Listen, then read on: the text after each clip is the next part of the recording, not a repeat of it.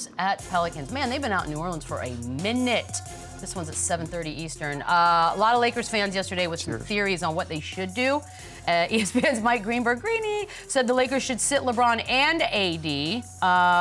You know, these are theories, these are strategies that we're thinking, but it's all to avoid facing. They're just picking the fights with Nuggets. Chandler. Yeah, at this your point. boy Greeny's back at it. Apologize. Shout out Is to it that Greeny. crazy, though, to think about trying to avoid the Nuggets? Yeah, it is. Why is it? Why? Because you're going to have to go through them anyway, so why mess with the basketball gods? Why? You're not good enough, first of all, to sit here and rest this game and then have to go and then beat the Warriors or the Kings. Not like that's a layup anyway. It's not like it's the Eastern Conference where they possibly have the Bulls or the Hawks. No matter what happens in this game, sure, would it be a more favorable matchup if that happened to work out where they just organically lost the game tonight and then they won against the Kings or the Warriors and then drew the Thunder instead of the Nuggets? Yes, I think that would make more sense. I think they'd have a better chance to win that series, but you can't risk in a one-game all or nothing to sit your guys or to, you know, load manage them when they're fully healthy just to get the chance at possibly having a more favorable matchup. You cannot do that. That is Yeah, it's not like this is a 7-game series or they got a bunch of games where they can have opportunities to get over that hump. All the gimmicks and all of that, playing chess and trying to put yourself in a position to have the right seed, those games are done. At this point, the best basketball teams are going to win the games. Simple as that. So should they lose a game on purpose at this point? Absolutely not. It's a reason all of these teams are in the position that they're in this play-in tournament. You don't mess with the game. You don't mess with the basketball goals. Yeah, go out, I agree with the gods. If they were good enough to do this, they would have done this earlier, not when it's a one-game, basically March Madness elimination where your whole season's on the line. You just absolutely cannot do that. You have to win this game, and then you have to take your chance against the Nuggets. And it's a chance. You know what I mean? Like that, but that's what you have to do. You can't just let it come down to one game because then anything could happen. Then you could be in Cabo next week instead of playing the Nuggets. And how stupid would you feel? Isn't it daunting? First of all, you think, okay, the Nuggets swept them in the conference finals. Boom. They also beat them in all 3 games this season. Boom. So, yeah, you go in there tonight, you play this game, but is that not sitting on top of your mind the entirety of this game that, okay, we win this is our prize? I mean, yeah, you go into it feeling like that and just making sure you go win the basketball game. But I'm laughing because it's saying the internet yesterday was filled with Laker fans that were down for them trying to lose on purpose. It's like, that doesn't sound like the Laker faithful to me. Yeah, that doesn't sound like the Lakers attitude. I've worn that uniform before. They want to win at all costs, win everything. They've never tried to lose anything on purpose. So I'm calling BS on that. Yeah, and again, it out loud when you say it, sure, they would rather the Oklahoma City Thunder because of their inexperience, because they have never been there before, because of how youthful they are. Yeah, that makes more sense, but they're not in the position to do this, and we can't just act like they're this team that can flip the switch. Okay, we're going to lose this game, win this game, or they would not be in this dogfight of the play-in tournament that they are in. So that makes no sense. It's too risky to do. Do you think the Nuggets right now are sitting at home going, we would rather play blank? I mean, I don't think they care. I think they think they're going to. I don't think they care, but if I'm gonna take a shot at guessing, they would like the Pelicans to win this game. I mean, what team would want to play against the best basketball player in the world, no matter what phase of his career that he's in? You don't want to match up with the best basketball player in the world. Simple as that. Yeah, if I'm on the Nuggets, I want New Orleans just because of that reason. I don't want to play against LeBron James, Anthony Davis for possibly 7 games. I don't want to go. Laker Nation's everywhere. There's going to be Laker fans tonight in New Orleans. There's going to be Laker fans in Denver. Like, it is damn near going to be a home presence game. in New Orleans. It's going to be a home game tonight. So I will say the Lakers, I think, have a huge advantage in that. For the Lakers fans, they travel regular season games. A game that means so much right now, I guarantee you it's going to be uncomfortable for the New Orleans Pelicans. Are those not just bandwagon people in different cities that have Lakers? But it doesn't, they're still loud. They're still there. I'm just making sure I understand what the rules are. The Lakers are America's team. It's one of, if you're a home team, it's one of the most annoying things to go through. For sure. Is run out of your tunnel on your home court and get booed by a bunch of Laker fans. And New Orleans is one of the most annoying things you can ever go historically, through. New Orleans doesn't have this crazy home court. They don't have a crazy fan base like that. So it's not like their fans are going to be outrageous and put them over the top. There's probably going to be louder Laker fans in there than Pelican fans. They're getting a lot of motivation this morning. No, they have motivation. Yeah, Getting right? a lot of motivation. Hopefully. They're in tune, Chandler, but I understand what you're saying. They don't have this rich history of It's not like you going to a fan Portland base like or going that. to Boston where these crazy atmospheres. It's going to be a normal game for LeBron. Yeah, I understand what you're saying, but they are motivated. They will be there. Shout out to New Orleans. Shout out Smoothie King. You get a smoothie when you go there as a member of the media, and I'm a big fan of that. Shams, the AD of it all. I know injury reports and all that. Is there a world in which we don't see him tonight?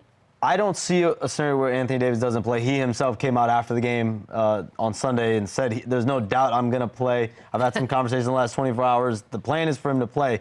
I don't see any other way.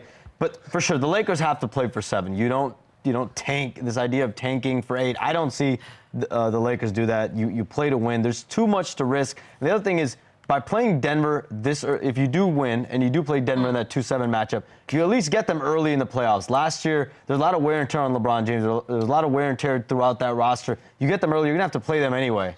Get that out of the way. And can you imagine the confidence they have moving forward if they knock off Denver in the first round? That opens up everything. I'm saying it's a long stretch. What percentage are you giving that? This escalated fast. Less than 3%. Less than 3%. Yeah, I mean, I don't think they're. Okay. But again, anything could happen. The Lakers are a talented team. I'm just saying, if you, like Sean just said too, they're going to be healthy. It's early. If they can happen to knock them off, and then they're going the next round, and the next round, they're going to have the most confidence knowing they just beat the best team in the Western Conference. Obviously, we're getting way far ahead of ourselves. It was a sweep last year, but there were a couple of games that were close last year against Denver. I mean, the Lakers can make a case that they're going to make this series more competitive. The Lakers are dangerous. No matter you like them, you hate them, they are dangerous. It's not going to be an easy series. I'm going to laugh if they don't even win this game tonight and we're sitting here. They might not. I think we're looking ahead a bit much. This is a mile-high mountain we're talking about right now. They got to win Pelicans. tonight for us to even have All this I'm conversation. saying is, like, why fear the Nuggets? Why fear the Celtics? If you have goals and you have aspirations of winning that conference. Go on, Whitney. What I'm else just is there? saying, if you have that, you're going to have to beat them eventually, so why not in the first round? If you have goals, Right. you have dreams. Stay positive, Lakers. Keep going. You got this. Lou, does AD have to be the best player on the court for anything to happen? I don't think so. I think LeBron James has been the best player on that team this year, and he's been the leader. Anthony Davis has to be the best version of Anthony Davis. Now, does he have to put the pressure on himself? I have to go out there and outplay everybody on both teams? Absolutely not. But he has to be the second best player on the floor for them to be really successful. But I don't think he has to be the best. We got a. Were you going to say something? No, I just heard Tom's phone go off. watching over Thought there? something was happening. Scrolling Instagram real quick. Okay, so here's the deal.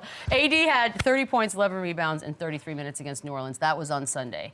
There's a 2-leg parlay. You know I'm going to do this. 25 or more points and 12 or more rebounds plus 137.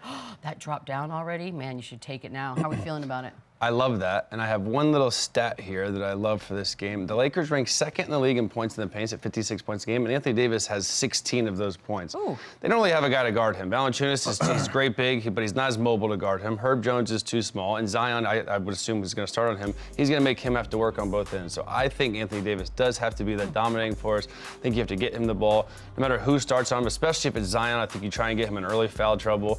But yeah, this is the key for Anthony Davis. He's got to get going early, and I do think he gets. But you don't feel like he has to be the best player, but he has to absolutely be dominant. He has to be forceful when he plays. Impose his will early, get to the free throw line, get on the offensive glass. He should be the most dominant player. And that stat with the points in the paint, that's huge because they can run, they can do, but when it slows down on the offensive glass, Anthony Davis has got to be dominant.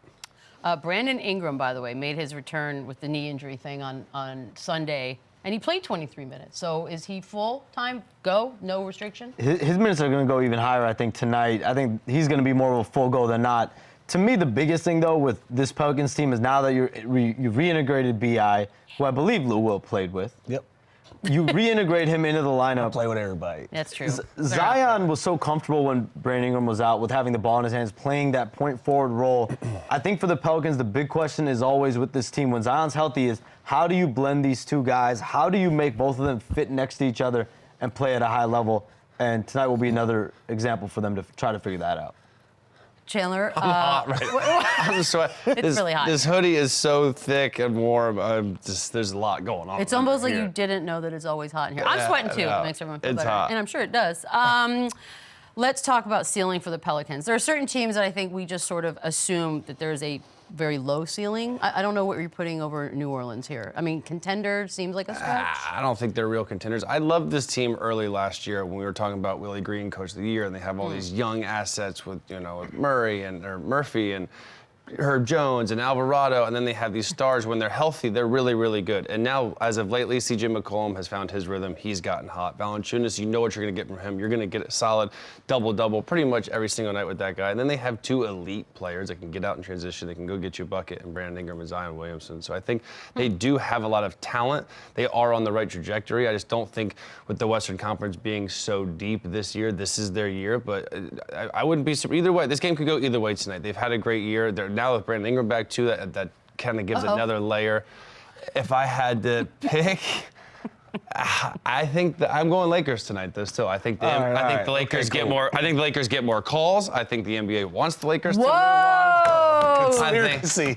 I think the Lakers get it done tonight. I don't think the home court advantage is going to be too big of a deal. And you know what I was thinking too? This is the closest thing to like March Madness we got with LeBron. It feels like it's like the one game elimination. He never played college basketball. This is his March Madness. This is March Madness. Yeah. That's a good point. In April. In April. Let's look at the odds. I know they're fluctuating back and forth, left and right. Pelicans right now are the favorite. Oh, yeah, -1.5 right there, over-under of 224.5. And the Lakers have won 3 of the 4 games that they've played against New Orleans. So let's just go, Lou. Who wins?